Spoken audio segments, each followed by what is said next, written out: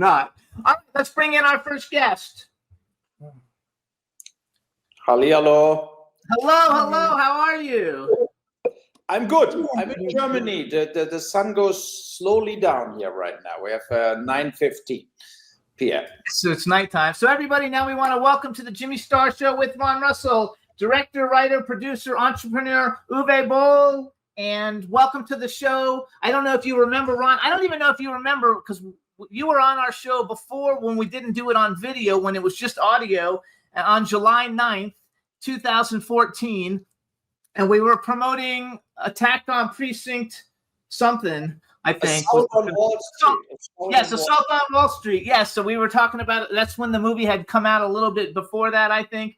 So that's what we were like promoting and talking about. But we're very happy to have you back. This is my cool, outrageous man about town co-host, Ron Russell. He's a little under the weather. We both had knee surgery, and we're having some difficulties. But say hi.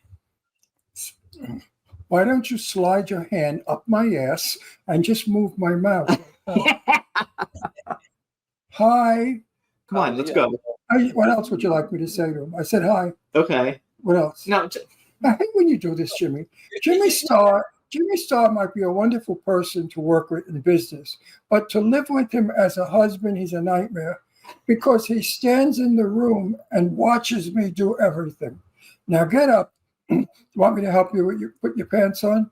No, it's only because he had knee surgery. So let's go. Anyway, what shirt are you wearing? Nobody cares about any of that. Let's talk about. No, they do care. This is gossip. We're going to get to selling his goodies. Right now, we got to get the audience hot. No, we're not. So living with a control freak is not good. But working with a control freak has to be the best. Because what Jimmy does at work, look at you with your dog. What kind of dog is that? That's a mini Spitz mixed with a Pomeranian, and he's so black. His name is Bear, so you cannot really see him because he's so black. We have a black dog called Astro. We have a dog called Astro, a little black one. He's 7 pounds. He's sleeping behind us on the couch. So before we get started, let me segue into it, gentlemen. So having a control freak as your producer, director, or whatever, can be an advantage. Now let's get into Jimmy Star, the control freak. There we go. I am the control freak. So number one, I want to tell everybody, if you want to follow a very fun account on Instagram, follow Uwe Boll. It's at UWE_Boll_films. You got to do a little bit more stuff in English for us. But the post that you did yesterday was the greatest post ever. I shared it and sent it to everybody. So he did a post, you guys, and it says, John Wick is shit. And the new movie is shit. And Barbie is shit. And every different show is shit. And I thought it was so hilarious. And everybody loved it, and it's true. I think everything you said in it was true, but it made me smile, and I had a really good time with it. So I love all the stuff, how you're kind of controversial, but you never let anybody shit on you, and I love it.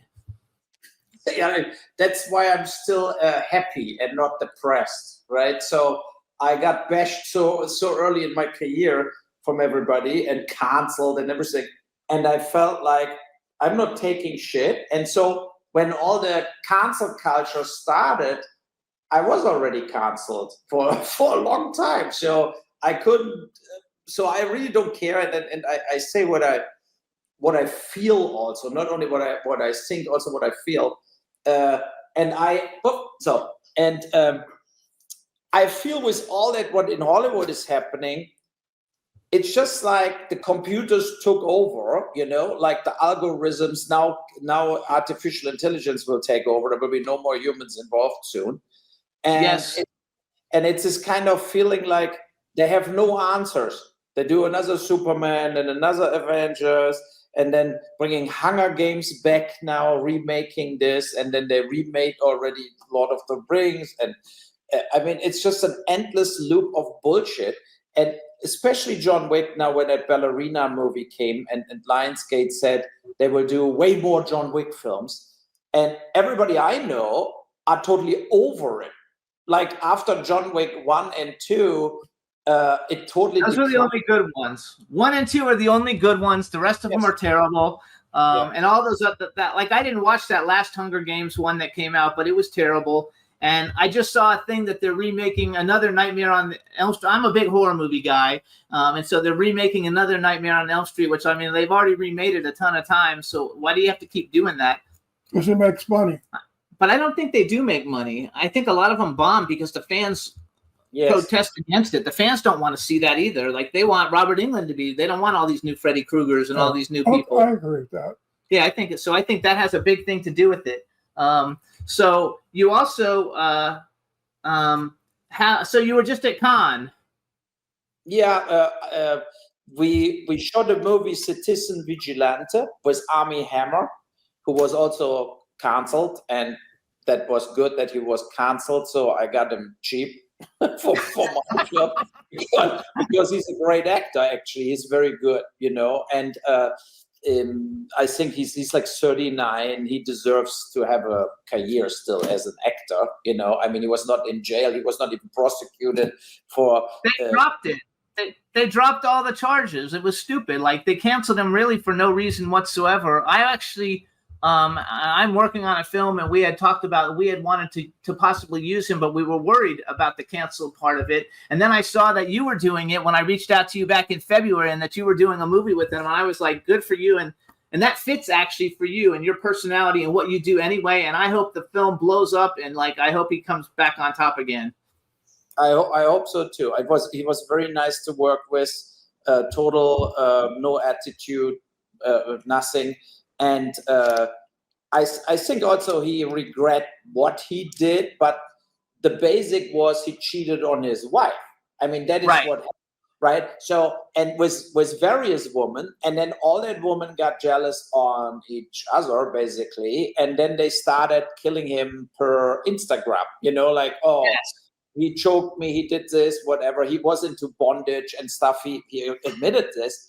But he did it properly with safe words and everything. And so I just don't believe this kind of accusations, what the woman, and not one of that woman sued him also, what is kind of absurd, right? Because normally all that woman sue everybody so that they get money or something, right? Right. But there was also no lawsuit, and that shows to me that there was basically just jealousy between different women who is now the real girlfriend of him or whatever. And but he did drugs, he did alcohol, he stopped all of this, so he was now clean and in good shape. I also noticed in that movie you have Costas Mandylor, who we went to 2 events last year in October. We went to a movie premiere and walked the red carpet with him, and then we went to a costume party with him. Mm-hmm. And he's Costas Mandylor. What a great guy! Like we really like him a lot. He was a lot of fun. Costas is very European, and I think European men have a way of showing affection that's not gay. In other words, they are straight men who show affection to other men. And I found him to be very affectionate to me. He was extremely, extremely kind and warm and sweet and nice, and just he's a Greek. Yes, he's a Greek. The Greeks are wonderful people.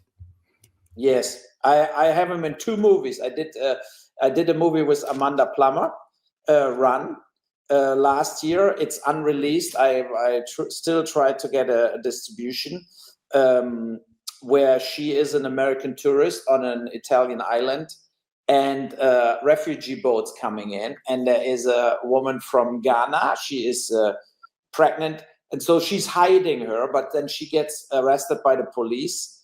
And I have James Russo, Ulrich Thompson, Bakat Abdi from Captain Phillips from Senegal. So it's a lot of things happening on that one day. And also a violent escalation against the migrant camp. So the locals attacking the migrant camp. So that's maybe the reason. It looks fantastic. It also has Kristen Renton. We actually know Kristen Renton. She did a film for a friend of ours, and we went to a red carpet and walked a red carpet with her too. And she's in 2 of your films. because she's also in First Shift. Yes. That's out now. So you can't get distributed, because I saw online Run is distributed through Europe, but you didn't get it distributed in the United States yet? No, we hope for hopefully in fall. And we were very disappointed because everybody watched it. Everybody said, oh, it's a great film, but we don't think the Americans want to see that. And I said, look, that's a film about migration. It's like the biggest subject matter in Europe and in a way in the US too, right? So, and why nobody wants to watch this? And I mean, I don't know. It's just like, it was pissing me off, but it is what it is. So we try to get it out. And yeah, I mean, but First Shift, that is where I met Kristen as the cop. And she's just so a great, positive character. Like, you know, like when you're around her, like she brings a positive atmosphere to everything. And that is why I hired her for Run too. So, I think she's fabulous. She's yes. So Ron, remember when we first moved to California and Churchill was doing that xenophobia thing, and they were shot that thing with Mark Hoadley? Kristen Renton was the girl in that. And then she went to the thing with us. And you know who else is in that movie who's a good friend of ours is, because we're from the East Coast. We have only lived here a couple of years, 6 years. Rich Graff. We used to hang out with Rich Graff in New York all the time. And according to IMDb, he was in it. And Gary Pastor is, I just had recently invited him to come on the show, actually. But the girl you were talking about, I sat in the kitchen with. Yeah, you sat in the kitchen with her. And we had the best time in the kitchen. But nobody wanted to go to work. They all came in the kitchen. What are you guys laughing at? What are you guys doing? And the kitchen was the place. So Churchill was having a fit. He said, would you stop stealing my actors? I said, I didn't do it. So I have a question, though. You did a post on Instagram. Like, did you actually win an award at cons? Was that a real post? No, of course not. I mean, there was no. Hey. I felt like I should make a joke about this bullshit film festivals. Like, you know, the A festivals are basically this. They don't take anybody's film who actually submits a film and pays $160 that they. Are you kidding? They're just taking the money. And, right. They inviting everybody, you know, oh, I have George Clooney, boom, you're in. Or you are Wes Anderson, boom, you're in. They're the same people going to this A-list festival since 30 years, you know, and getting the prizes and going up the red carpet. And everybody else who makes movies, including some very good movies, are getting like no chance at all. And that's so like really, it's rigged, right? It's really rigged. It's just bullshit. And I felt, okay, just released the video. I won the Golden Palm. But the video came out way before the prizes were actually given out. And it was. I didn't notice that. I actually Googled it to see if it was real or not, and I couldn't find anything. So I thought it was a joke. But then I thought, you never know, you know, because it's a very controversial topic for the movie Run. It's very controversial. It looks like a fabulous film. I have the trailer. Even if you want to play, we can play the trailer for people to see it, because you know a couple million people watch the show. Yeah, I also have the trailer. I also brought the trailer for First Shift because I thought we could show that one too, since it's got people that we know in it, and I think that one's available now, right, on like Tubi or someplace. First Shift is on now on Amazon, Apple TV, and still on Paramount Plus also. Oh, I'm a member of all of them. So let's show everybody real quick. Let's show everybody the trailer for Run, and see. You do an introduction for us. Juan, that's the second one I sent you this morning when I didn't know I had. That's why I sent it to you late. So that's the one you're going to play. But you introduce it for us, Uwe, and then we'll play it. And you hang on. We'll be right back. Yeah, Run is a drama shot basically in Croatia, but standing in for Italy, partly in Italian language, with some Italian actors like Daniela Piperni, who played, for example, in Ferrari, the mother from Adam Driver, like the movie from Michael Mann, and Daniel Soli from New York, but he speaks perfectly Italian. And it's basically my reflection on the boat migrant crisis in Europe, where already 50,000 people drowned in the Mediterranean Sea, like 50,000 dead people from thrown off the boats or boats sinking. And it's a horrible situation for everybody, for the people who are receiving every day the boats, but also for the refugees who paid tons of money to the smugglers and are not welcome in Europe anymore, right? So it's like they're getting lied to, basically. They're getting lied to that they're getting a lot of money and good jobs, whatever, but these times are way over. So yeah, so that's the everything plays in one day on that island in the film. Here it is, everybody. Run the trailer.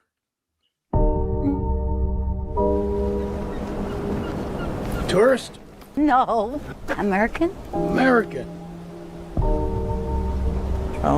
Ciao.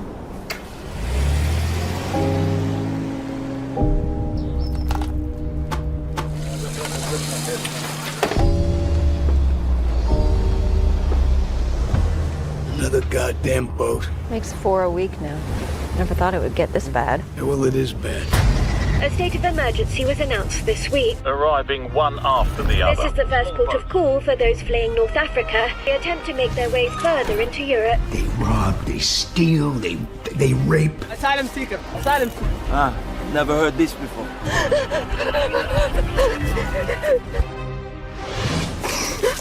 It's okay. No police. Come on in. I'm so happy. I'm safe. I can pick you up in 1 hour when my shift is over. How long you are on the boat for? 2 days. Where you come from? Come from Somalia. You need to get a little bit more involved in your work, I think. I take care of here. I cannot take care of the water. Selena, we have to go. They are here. Immigration. Go to the storage. You are illegal. You have to take your life in your own hands. Okay, do you have ID? Slow down. Just come with me. I have 200 euro. Just take it. Do you know what this is? It's called a bribe. This is criminal. Doesn't anybody care about this town? It's going to hell. I want friends! Please leave him alone! Please, put down the knife. Everybody saw what happened. I was just trying to save the boy. This is out of my hands. Am I under arrest? She killed the guy from behind. I want my daughter back. You got till 9 o'clock. I think it's going to get worse and worse and worse and worse. I did not bring the boat here. This is not me that did this.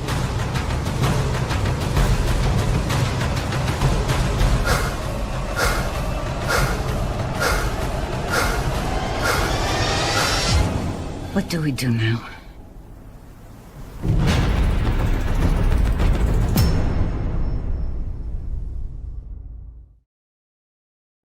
I love it. I think it looks fantastic. Ron actually went to lunch, I think, one time with Amanda Plummer or something. No, I was having lunch with, I think Debbie Reynolds or somebody. I don't remember who. Like a Debbie Reynolds. And we went to The Ivy. The Ivy. And seated next to us was Amanda. So I turned to her and I said, Amanda Plummer, I love you. And I know you since you're a baby. She said, you know me since I'm a baby. How's that? I said, when I was a hairdresser in New York, studying, we used to do all the wigs for High Spirits, which was your mother's play. And I used to go down in the tombs to carry the wigs to the rooms that they would use them the next night. And there was a baby carriage. And there you were in the baby carriage. She said, oh, go on, get out of here. I said, no, I swear, I would, Amanda, would I make up such a bullshit story? She said, well, I bet you didn't lean in and say, what a cute baby. So I didn't know what to say. So luckily, I think it was Debbie I was with. Was it? No, not Debbie. Somebody like Debbie who was very funny. Yeah, she told me. She was one of those comedian people. And they made a joke about it. Anyway, years later, I ran into Amanda again, and I refreshed that story. And she said, oh, I never forgot that story. She said, I said, so now you're doing well. You're acting. I'm happy that you're back in the business because I know that you stopped for a while, which was a mistake. I said, you're a great actress. She really is a great actress. by the way. This woman can act like nobody else. And I adore her. I love her. She's the sweetest person. It's funny though, because in your rant about Hunger Games, like in the original Hunger Games series, she was really the best thing in the one that she was in. She's the best one in it. She's a brilliant actress. Don't talk about her father too much. Yeah, I don't think there was romance. She told me they lived in Little Italy, right? So in New York for years and years, and then they moved her away to boarding schools and everything. She was barely with her parents or her father or whatever ever. She lived with aunts and like people, like they were relatives or like boarding schools. But it was I have to say. I loved working with her because I like if actors do their own thing, and I think I believe it or not. So I'm not this guy who says you have to do it this way, boop, boop, boop. I want to see how they do it based on what they were reading, what they were like thinking about the part. And if I believe it, I'm fine. I'm happy. So, and I think she's an actress. She's only instinct, she's really like, always a little off, and that makes her character. I think it's like she just nails it the way she is. She doesn't try to be somebody totally different as her. No, she does not. She does not. Yeah. You're very right. I told Jimmy to put her on our list years ago of hiring her if there's a part for her. Coming from such strong parents. Her parents were very, very important people. Her father was Christopher Plummer, and her mother was Tammy Grimes. So they were very important people back in the 1960s. And she, I guess, was told she wasn't beautiful enough to become an actress, that she was not pretty. I gathered that from our conversation about her father. I ask questions that nobody else does because I have balls. I don't give a shit.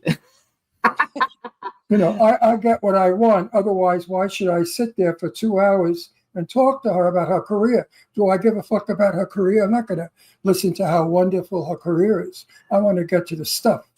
And I found that talking about her father was uncomfortable and not something she liked. So I didn't do it. But I love her. I just love her. I'd like to work with her. If I could work with her, I would be so happy. Yeah, did you find her to be terrific? Yes, it was like, she also was the actor. So she came the earliest to Croatia. She insisted to be like a week before the shoot already there to adjust to the situation and everything. The total opposite as, look, actors in today's time, all the agents like, okay, we fly him in one day before, he can do the dress, it's ridiculous. It's always like when you negotiate with agents, they acting like every day is X amount of dollars, and instead of like, let's have a good time also in Croatia on that island shooting the film, adjust to the jet lag with it's 9 hours time difference and everything. And she did it completely right. She came the earliest. She was super adjusted when everybody else traveled in, like James Russo and so on. And she stayed also later in Croatia. And then she came to me here, to Germany, and visited me here with my family. And she stayed a few days with us. And I was very, very surprised because she played actually video games with my son.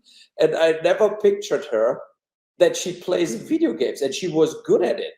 And that is so interesting, like when you have somebody like Amanda Plummer, and then she's with my son, like with the PlayStation, and they fighting whatever Fortnite or something. Look at it, I'm like, what the fuck is happening? I couldn't believe it, but it was great. It's great. I'm still in contact with her, and she asks always like, what's going on with the movie? And I told her like, yeah, Cannes didn't took us, Venice didn't took us, South by Southwest didn't took us, Tribeca didn't took us. Nobody played the movie, and now we have to see how we release it without a festival or appearance or something. Yeah, I think it looks like it's a really good movie. Judging by your trailer, I usually judge a movie by its trailer if it's cut like crap, and they do they give it 50 million shots in a minute, I'm not interested. Your trailer was interesting because you gave me time to think. Mhm. Your trailer is clean, very clean. If you know what I mean by clean, not shadowy, dirty, dark, and creepy, just nice. It seems to me to be a quality film. It looks like a movie that would be in a theater, not in some shitty, streaming, crappy places that we have to go to. For some of the shit that we see. Some of the shit we have. So I have a question for you about an old movie, and then we'll come back and because I want to play the trailer for First Shift, but just in general, because at the beginning of their career, you got like bashed so bad, and I never really like understood it because I actually so I have another little horror podcast that I do that just plays trailers and talks about movies, and I did, since you were coming on the show today, I did one. It's called Dark Frights Horror News, and I did Alone in the Dark and House of the Dead, which I thought House of the Dead was brilliant. Like, zombies didn't run like that and chase and do all that stuff before you did it, really. Like, I thought it was great, and you got bashed, and then you did all them. I guess those are movies. I don't know if those are movies also, but then you did In the Name of the King, and the reason I want to bring it up, I enjoyed it, but I want to know, how was it working? How was it to work with Jason Statham, since he starred in it? Because that's like Ron's only. Like Ron doesn't like action movies, but he likes Jason Statham movies. Because I can't believe how that 5'6" little boy can beat 30 people up in 1 minute. But and he doesn't smile. I love to watch him beat people up. I've never seen anybody enjoy it more than Jason, because he stays deadpan. His face has no expression. It's just boom, boom, boom, you're dead. Boom, boom, boom. So I am excited to meet him. He plays always the same character. And then in The Name of the King, I tried that he is a father, he's losing his son. I tried to get a little more emotion out of him. Let's say it this way, right? So never get emotion out of him. But you know, they have him up they want him for James Bond. I think that was fake news, though. I hope not, because he would make a great James Bond. James Bond had no personality, really. He was just a cunt man and a drunk. So I think Jason could play that well. So you guys, In the Name of the King, a dungeon siege tale, stars a lot of great people: Lily Sobieski, Jason Statham, Jonathan Rhys-Davies, Ron Perlman, Claire Forlani. This is A-list everybody. Matthew Lillard, Kristanna Loken, Mike Dopud. I bring him up because he's been on the show and he's been in a bunch of your movies. Burt Reynolds, Ray Liotta, so it had everybody. But I noticed, too, on a lot of your movies, like, you do use a lot of the same actors go from movie to movie to movie. Because I noticed, like Mike Dopud, he's been in a ton of them. You do that because they're good actors and you had a good experience the first time? Yeah. Like Michael Paré is in a lot of my movies, Clint Howard, like, like the various people I try to use again if I like working with them. Dominic Purcell played After Assault on Wall Street, also in The Name of the King part 2 or 3. And so because you know each other, you know how to work with each other, it's good. I tried to get Jason Statham back, but after my film, he just went up. And now they maybe pay him almost $10 million for this kind of movies, right? So it's crazy. But I agree with Ron. It's like he is the only real male action star existing right now. Everybody from the old generation is just too old. Stallone, Schwarzenegger, they're all like 78, 80. It's over. Mel Gibson, they're all too old now. And I think he kept this kind of Clint Eastwood style. I don't have a lot of impressions. I just do what I'm supposed to do. And he was like this as a person too. I mean, he was like, you didn't have like long. I had 2 dinners with him during the shoot, and it was not like long conversations about everything. It's like we were eating, and he's like straightforward but super easy to work with. He's very sportive. He was a high jumper in the swimming pool like that. So that's the reason he can do the flips and everything. And he was. I didn't know that. So I didn't know that part. Yeah. that he was a high jumper off diving boards. That's how he can do all the flips and everything so good when he's fighting. Yeah. Yeah, we didn't know that. I didn't know that. That's not. We see all of his movies. We just watched one the other night. That's not publicized. I just saw one. We just saw one the other night, and it was really good. How did you find working with my buddy Burt Reynolds? Yeah, it was very impressive, and I were old friends for years and years. Yeah, and years. I mean, it's really like a legend, right? So, and he told me, like, when we shot In Name of the King, after his last shooting day, he said, by the way, Uwe, it's the only film I die in. Oh, wow. And I said, really? I mean, I imagined he made so many movies. He said, no. I said, look at my movies. I said, I didn't die in any movie, but I'm dying here.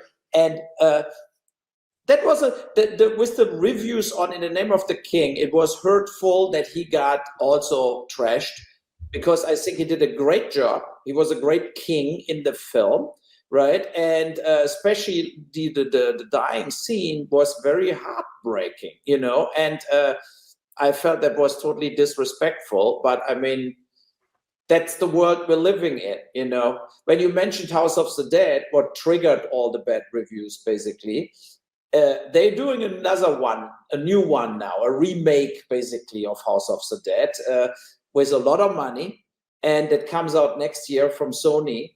And I bet when they compare this CGI $80 million movie with my House of the Dead, in the very end, a lot of people will like my movie more, you know, because I think we did everything for real. There was no real, like all the explosions, the makeup effects, the blood effects, they were all real. And yeah, and it was campy because House of the Dead is campy. Right. It's teenagers on an island trying to survive zombies. So what the fuck you're expecting, right? I think I did exactly what I was supposed to do, making a House of the Dead movie. It's gore, it's sex, it's everything in. It's exactly how I saw the video game, and I got trashed for it. And I feel like these guys were so wrong at that time. I mean, I think they were wrong too. So I've seen the majority of your films. I had seen everything that you had done up until we had you on in 2014. And I think that, you know, first of all, I'm a big horror aficionado anyway. And the fact that like you're doing stuff, the fact, I guess it's a tribute to you that they're going to like remake it, you know, or whatever. But what I like about you is that when you get trashed, you don't fucking take that shit. And I think it is awesome. You know, I read the thing about how like you had like reviewers and you set up boxing matches with like 5 reviewers who gave you negative reviews, and then you beat the shit out of all of them in the ring. Like, that is cool stuff. And then you became friends with them. I think I even read afterwards that you were friendly with them. After they sued him. One was Jeff Schneider, who's maybe listening to this here too. He worked at for a Variety. We are supposed to do a podcast like 20 years of the boxing fights together, hopefully soon. He's supposed to that we talk about how he sees that whole craziness there in Vancouver in retrospective, you know. So I think it was a good publicity stunt. Everybody watched it, and they learned something too, you know. So when they got beaten up, so they learned, I think, that you cannot only write about stuff, you know, you also have to like put up and do things. I felt also like no matter what movie you do, like when they always compared me with Ed Wood or whatever, I said Ed Wood did something. You know, he made films with almost no money, and that is work. And he made it happen that even today people talk about him. You know, yes. So and that's they even made a movie about him. They even made a movie about him. But you weren't the first person to do that. Rudo Valentino, back in the day, they used to call him a faggot. He was a sissy, he was queer, whatever. So one man called him a powder puff. And Valentino said, "You think I'm a powder puff? Come in the ring." And he did. He boxed with this person and knocked him out. Well, the person turned out to be, and I forgot the name, one of the greatest professional boxers in the world. And his son was from the Beverly Hillbillies. Oh, Jethro? Jethro, the father. I don't know his father was the boxer. And I thought to myself, Valentino beat him up? I don't think so. So they staged it. Bear. Yeah, Max Bear. I don't think he beat Max Bear up. I don't think so. But it was a wonderful publicity stunt. My mother was a Valentino freak, so I have millions of pictures in her collection, and there were so many of Rudy with his boxing gloves fighting. I love it. Later, I felt Errol Flynn was always a little like Valentino was, like 20 years, 30 years later. Yeah, but you were not the first. I just wanted you to know that. So Ron, just a little background on. So Ron used to have a TV show called Set the Record Straight here in California, and he would interview all the legends. And he was best friends with Jane Russell, so he kind of is from. He's 85, so he's from that generation and knew like Elizabeth Taylor and Tab Hunter and all those people. What's her name? Betty Davis. He knew all those people. I'm from the 80s, so I'm like the Corey Feldman, Corey Haim days. I'm friends with all the 80s people. The young people today that I'm subjected to, the famous young people today, are boring. They have no personalities whatsoever. But back in the day, if I went to a party in 1955, I could very well be talking to Rita Hayworth, Lana Turner, Clark Gable. I mean, the room was just filled with people who were better off camera than on camera. So it was Hollywood, it was theater, it was actors, it was magic. Today, film is crappy, movies stink. That woke shit, they got to get rid of those people because they're for the birds. And let's bring back decent movies. And what a story. And you know what? Nicole Kidman, leave your nose alone. You've gone through 3 or 4 noses, and none of them were pretty. You finally got a nose back that you look good. Become actresses, become movie stars again. You earn it. There's nothing wrong with being Gloria Swanson, who I loved as a child, a little boy I knew her, or the great stars. Mae Murray, my mother's best friend. I used to go to her house with my mother. And Mae Murray would answer the door this way. Jenny, you bastard, you're here, darling. I mean, they made a big deal out of taking a shit. Everything they did was theater. Betty Davis, if she lit a cigarette, she made sure 5 people were watching, waiting for her to light that cigarette. And then she lit it. She did it for people. So this was the beauty of Hollywood. We had actors. Today we have line readers. They read lines. And when they're finished reading their lines, they go home and they get arrested for sex offense. On the way home or in the home? On the way home, that's right. So I have a question. They picked up a transsexual. So I have a question for you. So you did a lot of horror. Are you a horror movie fan in general? Yes. Like is that something you would sit around and watch? Look, I turned 60 in 1 week, basically, right? So I get old. That's my age. So I'm 60 also. So that was the time when I was young, going to the movies, Mother's Day, the John Carpenter movies, Escape from New York, The Thing, and of course the first Halloween, the first Friday the 13th, were all this area. There was the big horror era, you can say. Dario Argento in Italy, and so on. And for us, trying to get into the R-rated films with like being only 14 years old or something was like the game plan every weekend. You bought tickets for something else, and then you sneaked over to the movie you really wanted to see. And that was really, for me, had a big impact on why I like, in general, genre. And as a German filmmaker, that is basically, genre is exactly that what in Germany nobody's doing. They all do drama, so the whole comedy or drama, there's nothing else. and period piece sometimes. But I always wanted films about like life or death. Something has to happen.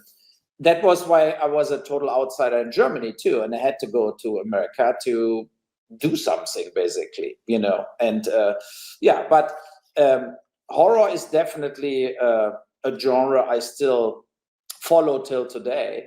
But I agree, like, you cannot redo over and over. You know, I don't want Halloween 80. I don't want, you know, Friday the 13th 20 and Freddy Krueger forever. You also have to let things die. And you don't need to like redo everything.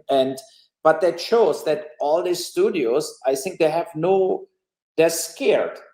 They basically don't know what to do.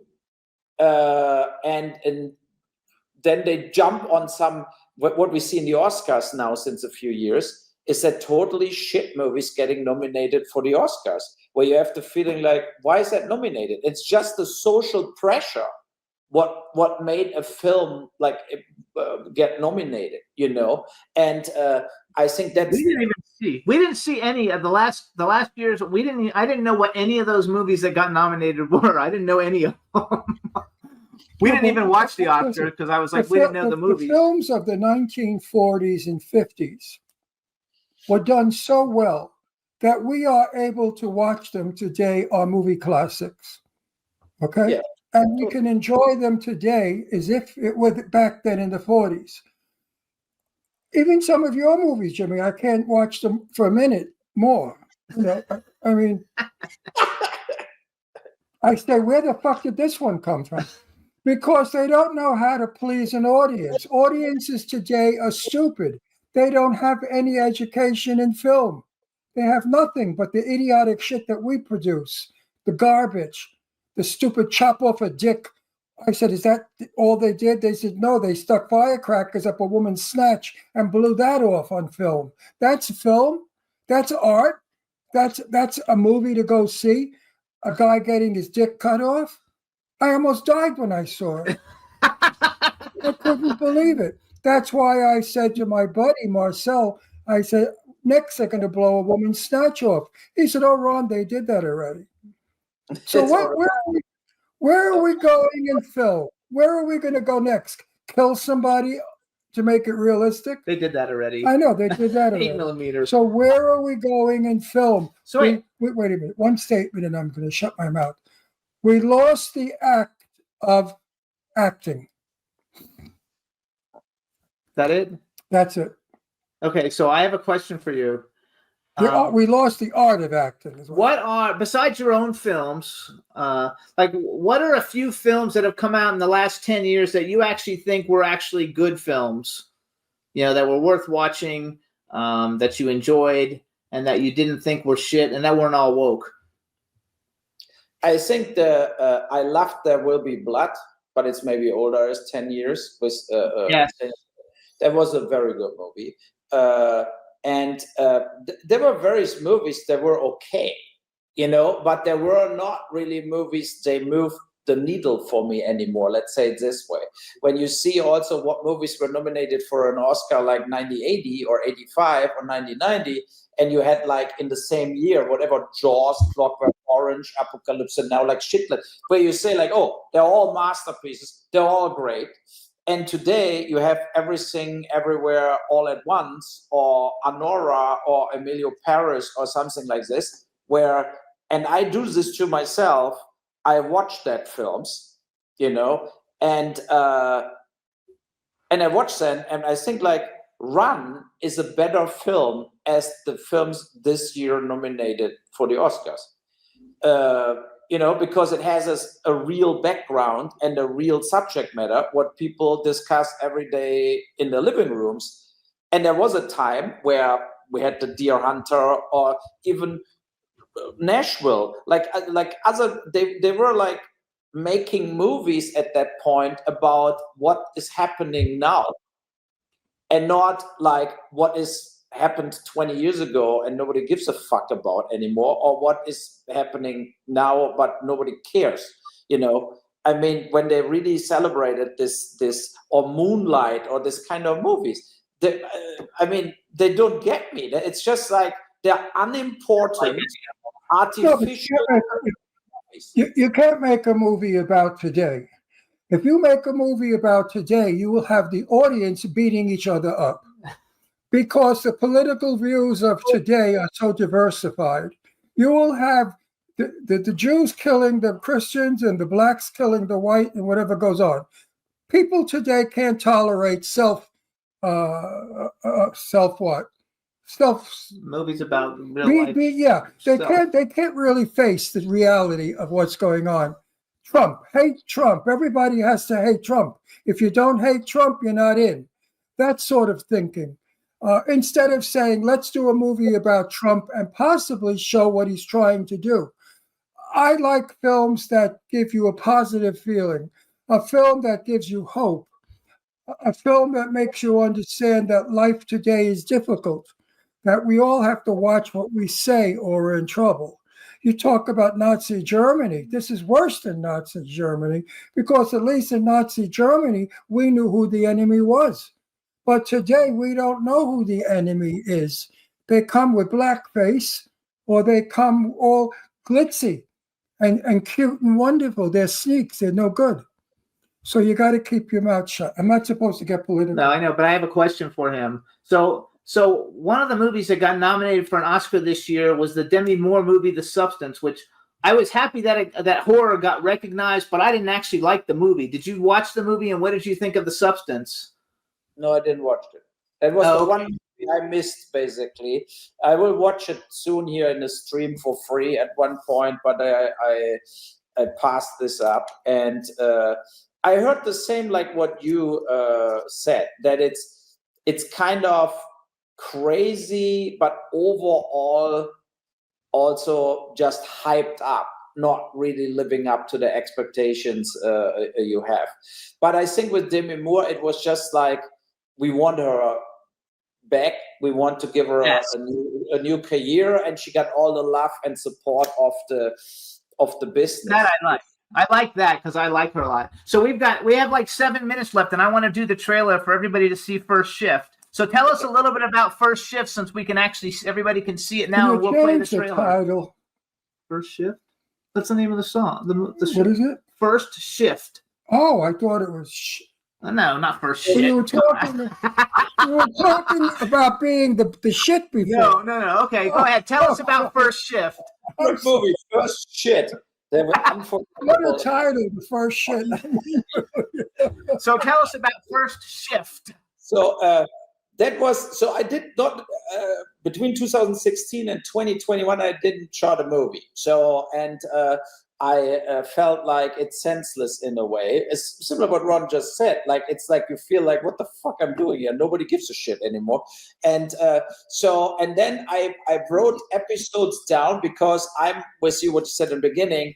I like New York way more as I like LA in general. You know, it's like the New Yorkers are more also my mentality as the people in general as LA people. He says he thinks New Yorkers better. They have a more mentality like him, and you're from New York, so I pointed to you. I'm from Brooklyn. Yeah, there we shot First Shift, right? So we lived in Williamsburg, and movie in New York. Where'd you shoot it? I mean, we shot all over the place. We shot in Queens, in Brooklyn. We shot under the bridge where the tram is, like where French Connection was shot, and so I really like iconic places, and few scenes in Manhattan, but mostly we were in Brooklyn. And so I loved police movies, and I missed police movies, like what I've said with the French Connection, you know, and I felt like, why not trying to do a police movie playing in New York? And I did in New York various scenes from Assault on Wall Street. I produced the movies there, and I know you get the good thing in New York in comparison to LA is you get away with a lot because nobody cares, right? So you can just shoot. Nobody looks in the camera. You can go in a subway and you shoot your guy, and the other people are not extras. They're just sitting there and nobody cares. That's the good thing.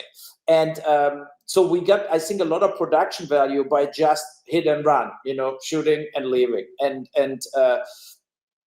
I think we made it in a way that it comes across a more real show as all that TV shows we see with cops like Blue Bloods or whatever. It has more like grit to it. And I was lucky with Kristen and Gino Pesi, the other actor, that they had so good chemistry. So, and the chemistry also, when you play the trailer, the chemistry comes across, I think, very good in the trailer. Yeah. So let's play the trailer. Go ahead and just introduce the trailer. Let's watch it and look out for Rich Graff because he's in this. I don't know if he's in the trailer, but anyway, just say who you are and this is your film trailer, and then we'll play it. Yeah, here's Uwe Boll, and that's the trailer of First Shift, who is running right now on most platforms out there. All right now, so another day in paradise awaits us. Before you hit the streets, I'd like to introduce our newest team member. Russo, meet your new partner. It's my first day on the job, and I cannot wait. She's taking a selfie. She needs someone like you, and you need someone like her. Is this a precinct or a dating app? Nice catch. Hey, this is really weird. I mean, I thought this is when we were supposed to be getting to know each other. Bonding, like getting tight. Oh my God. What about you? I don't like people. Shut up! You piece of Take it easy. No woman, no cry. No guns, no problems. I'm like I'm from New York. Don't do that. What did you expect us to do? How about chop off a thumb? What the? A wise guy, huh?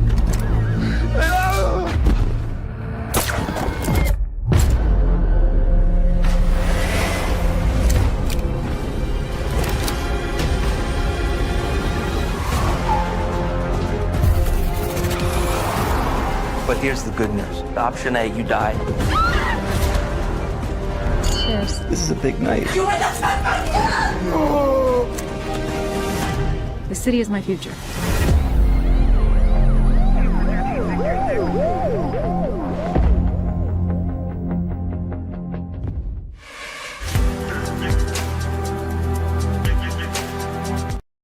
I love it.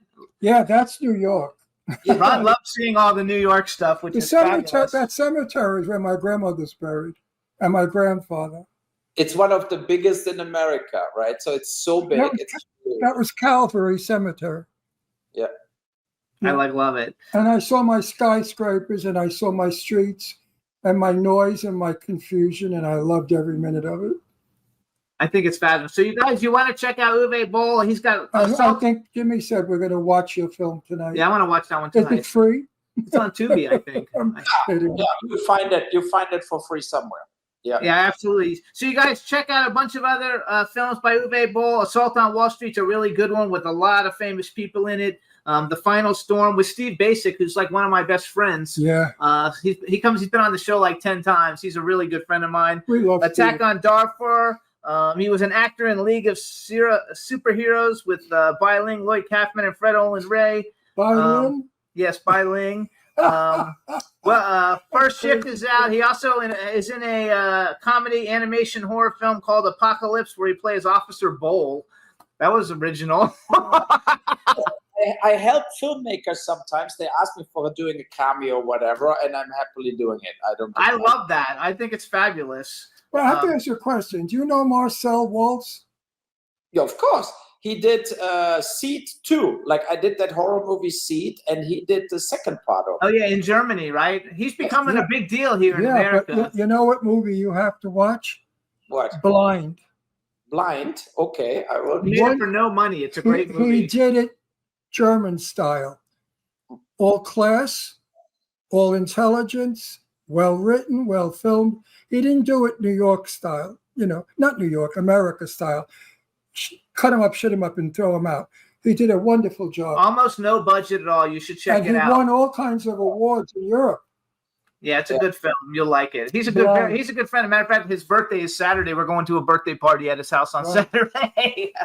So I'll say hi. Yes, I will. We'll say hi for you. Again, you guys follow Uwe on Instagram, Uwe_Boll_films. Another person that you probably know. Do you know Matthias Hughes?